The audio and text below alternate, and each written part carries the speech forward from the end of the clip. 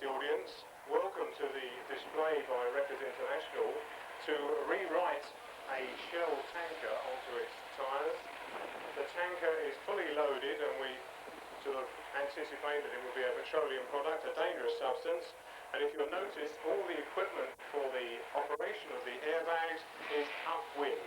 So there is no risk of sparks or any other cause of ignition. Now, one must understand that recovery is not an immediate.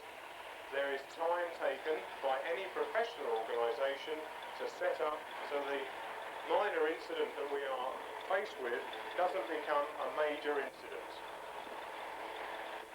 Now the recovery crew will first put some small airbags which will have a lifting capability of 4 tons so they can open up a gap before they can put in the airbags which have a 7-ton lifting capacity. So please bear with the recovery crew as they put their airbags in place and then put the strops in place to lift the vehicle back as safely and in a controlled manner. Right, never mind about that. Come back here a minute, mate. Right, ready? Yeah, come back.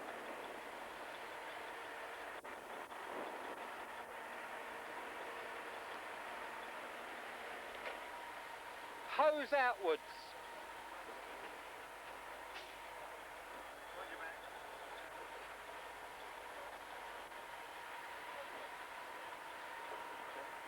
The gentleman in the red overalls and white helmet is Ron Grice of Wreckers International, and it is most important that one person and one person only is in charge of the recovery operation.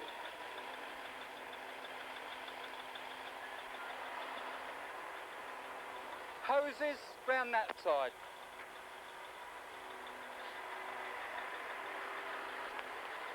All right. Yeah. Okay. Yeah. Now we'll put the chocks in.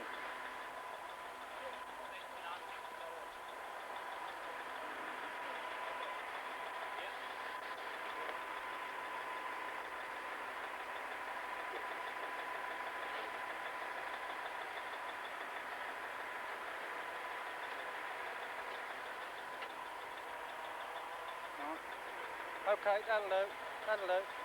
The object of this exercise is to show senior police officers as yourself that there is a need for every recovery operator that we employ is professional and will be able to do the job in as quick a time as possible and the safest possible way.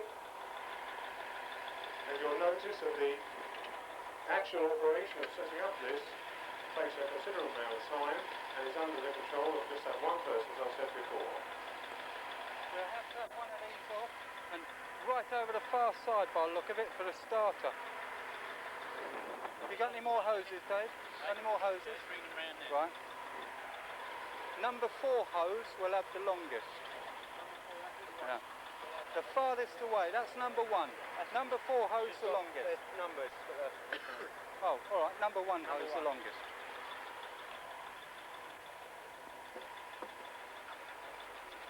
Yeah. Pull out a bit. Right, nice and steady. Okay, in. Beautiful, beautiful. Right.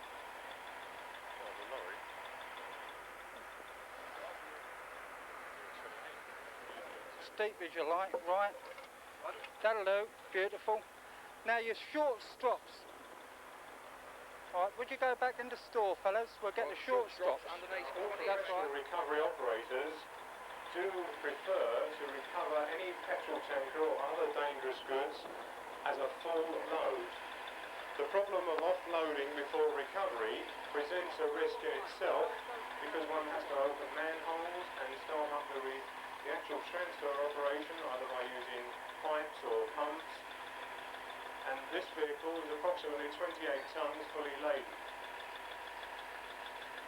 The other point about unloading a vehicle such as this is that you can never completely empty it, and any free liquid left in the base of the tanker will cause problems when the vehicle reaches back onto its wheelbase, and may cause a further problem where the vehicle will tend to roll over the other way.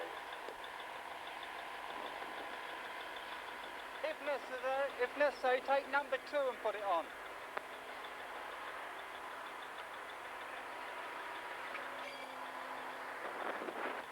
Right.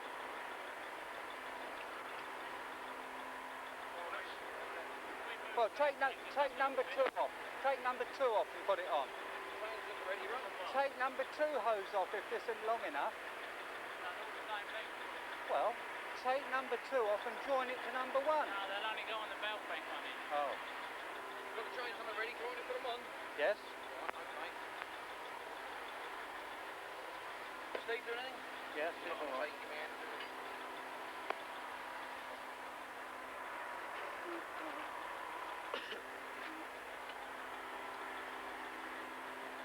Oh, we've got enough.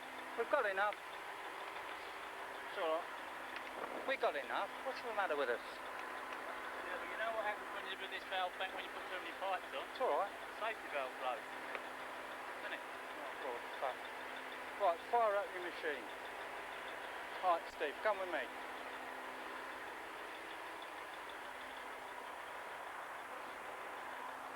Right, get that nice and flat.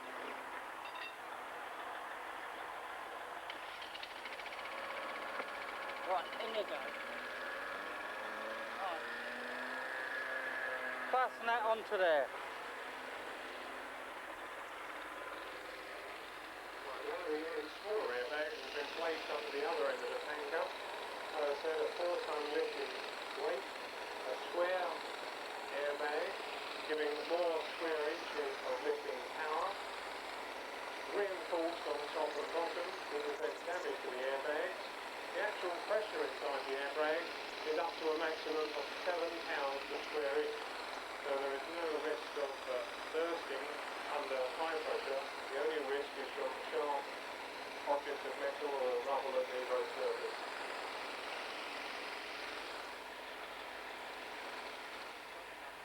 Alright, you stay with me then.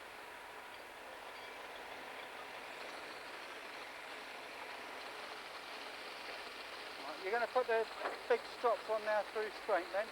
Yeah, alright, yeah. Okay, you help your dad with it. Yes, I was.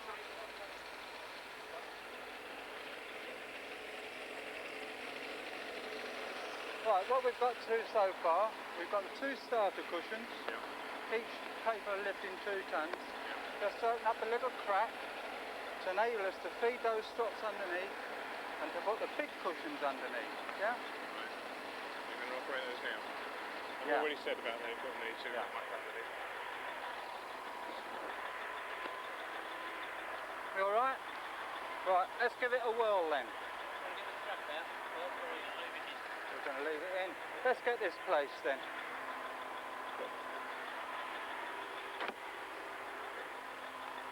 Right, thin.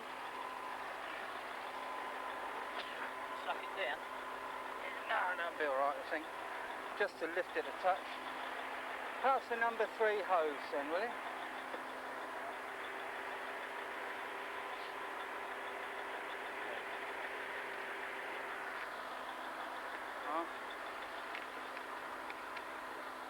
Okay, get on the valve bank.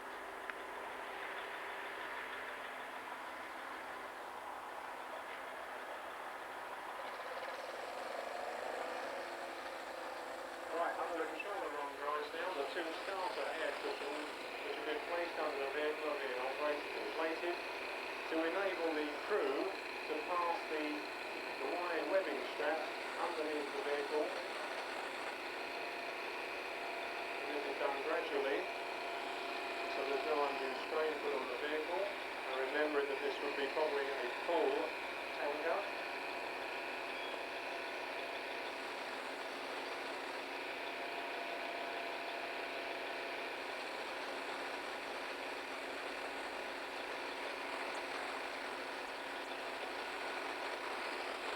If you notice the way Ron Grice, his instructions to the operator of the airbag controls are clear, so they cannot be misunderstood, so that there is no accident.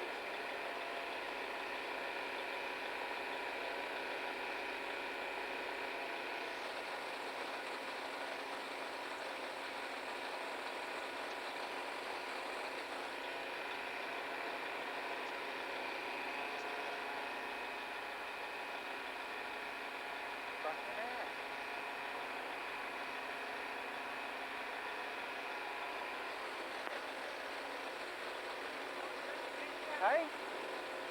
What?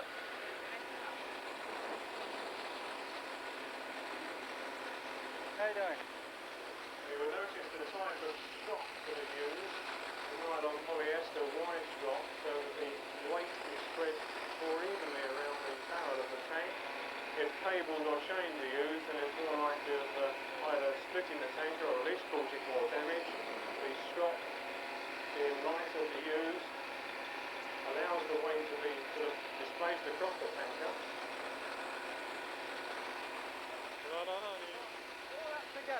All up together.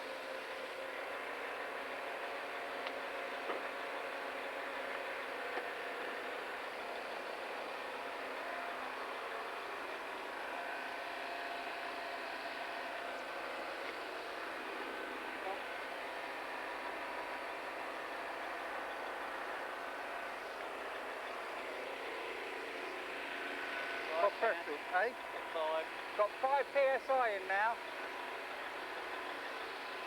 Right. Well, the actual pressure in the air max at the moment is 5 pounds per square inch. And one thing should become clear now, that any successful recovery firm takes its time, and that it can never be rushed.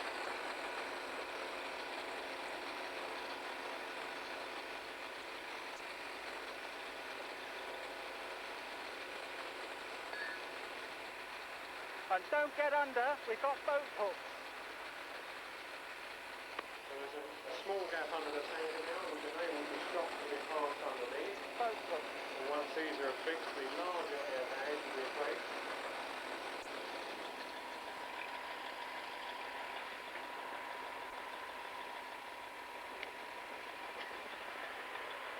We've lifted it up enough, about an inch.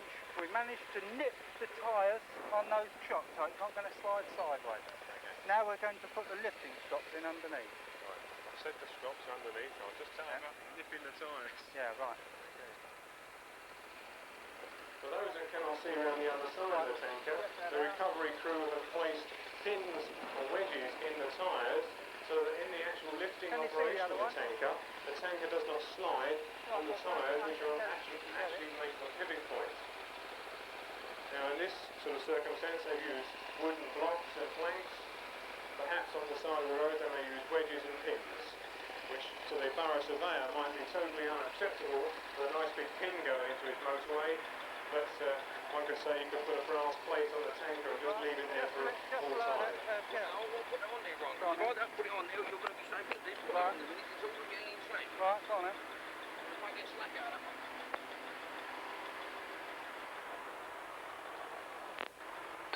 Like that, sure. I want that on the lift and tow chains shortly, and the other one. Right.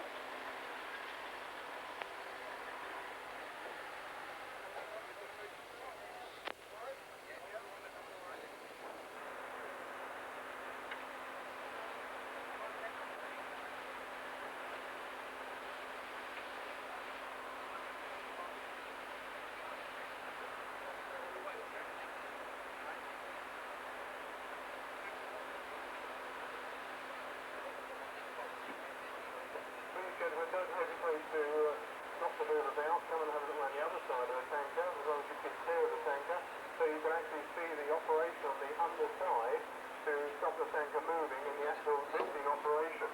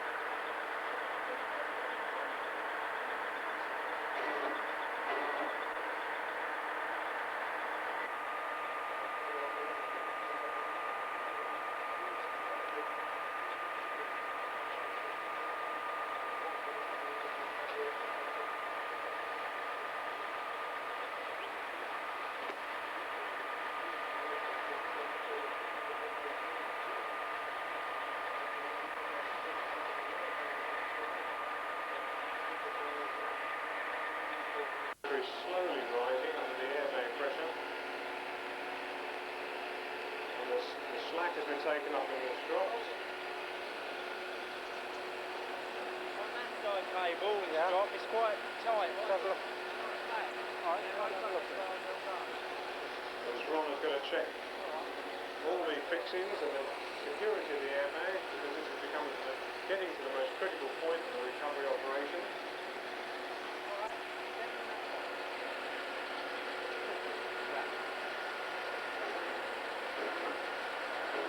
Okay, okay. Now, up. Stop. Boom, out. Right, let down both cables. Right, boom out. Stop. Let down both cables. Right, boom out. Stop. Down both cables.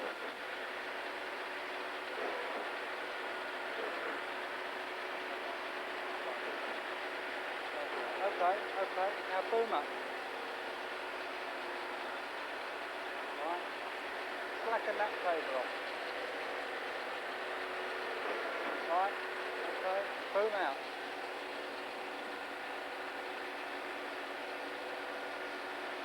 Right, slacken both cables.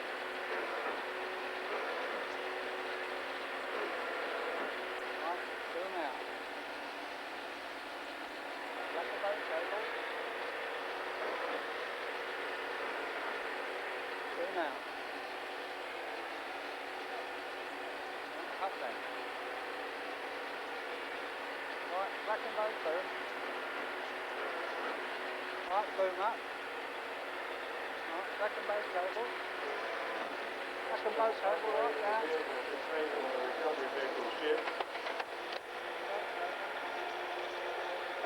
Regret the lorry comes down slowly and controlled of these wheels. I think it highlights that the professional approach that is needed for the recovery of any vehicle, especially the recovery of vehicles conveying dangerous goods. And obviously we're indebted to Wreckers International and their colleagues for providing the equipment this afternoon, and also the Kent Fire Brigade for assisting us in putting this demonstration on. Well done, Ron. Cracking of the wood as it saved it going over. Yeah, well done. Lovely. Not bad, wasn't it?